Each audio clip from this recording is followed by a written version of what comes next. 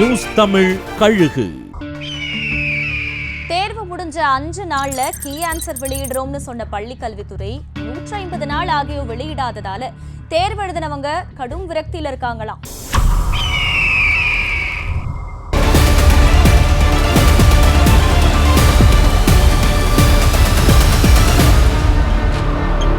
ஆறு மாசத்துக்கு முன்னாடியே இடைநிலை ஆசிரியர்களுக்கான நியமன தேர்வு நடைபெற்ற நிலையில சுமாரா 25,000 பேர் அந்த தேர்வை எழுதியிருந்தாங்க.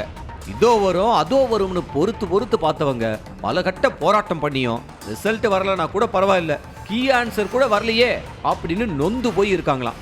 கீ ஆன்சர் விட்டா அடுத்து ரிசல்ட் விடணும், ரிசல்ட் விட்டா அடுத்து போஸ்டிங் போடணுமே, போஸ்டிங் போட்டா அடுத்து சம்பளம் கொடுக்கணும், அதுக்கு நிதி ஆதாரம் வேணுமே அப்படின்னு கன்ஃபியூஷன்ல இருக்காங்களா அதிகாரிகள். நீங்க விடுற வரைக்கும் நாங்க விடவே மாட்டோம், இன்னும் 10 நாள்ல எவ்வளவு பெரிய போராட்டத்தை பண்றோம் பாருங்க அப்படின்னு பிளான் பண்ணிட்டு இருக்காங்களாம் தேர்வு எழுதின ஆசிரியர்கள்.